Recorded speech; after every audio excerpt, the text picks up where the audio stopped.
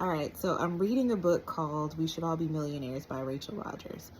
And she articulated something that I've been trying to get across to people for so long about boundaries.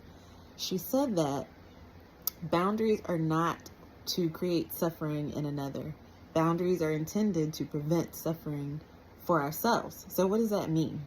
A lot of times when we don't like how someone is behaving toward us or how our relationship dynamic is going, we will put our foot down to try to get the other person to recognize what they need to be doing, right?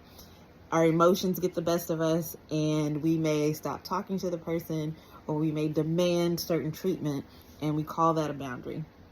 But a true boundary doesn't even have to be spoken, right? A true boundary is a standard that you set for your own behavior, meaning under a particular circumstance, you are going to behave in a certain way if A happens, and a different way if B happens. So a good example of this is a classic. So there are those of us, including myself, who can be tardy to the party pretty often.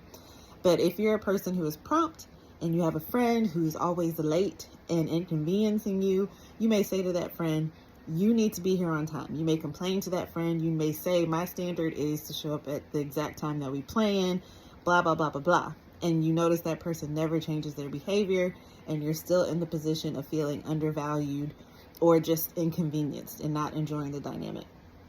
Setting a boundary would be saying, if my friend shows up late again, I'm leaving after 10 minutes and we'll have to reschedule our outing.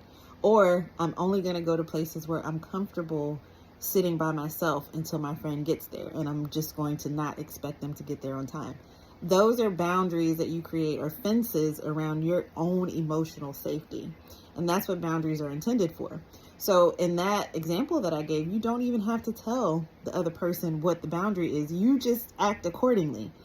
If you choose, you can share with the other person what your boundary is out of courtesy. If your behavior is going to negatively impact them or your relationship in some way, you should probably give them a heads up.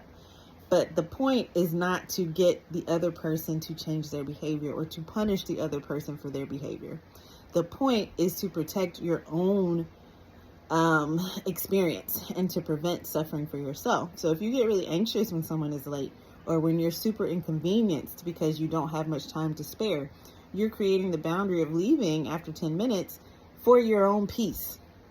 And if leaving after 10 minutes, in my case, like with most of my friends who are tardy, I don't want to leave. Like, I want to see them. So what I'll do instead is create a boundary that says I will, like I said, meet in a place where I feel comfortable sitting alone with those particular friends. That way it's not a problem if they show up late and I still get my needs met. Like, eventually they show up and it's fine. But what I'm not going to do is continue getting upset because I'm uncomfortable waiting for them. So back to the original point, boundaries are to prevent your own suffering, not to cause someone else to suffer or to teach someone a lesson. Those never work out well. And it's better not to even have a boundary. This is also something Rachel Rodgers says. It's better not to even set a boundary than to complain and put your foot down and then not follow through. You have to commit to the new behavior, not the other person. The other person can opt into that new behavior, or they can choose not to. You have to respect them enough to give them a choice in whether or not they want to have the new dynamic.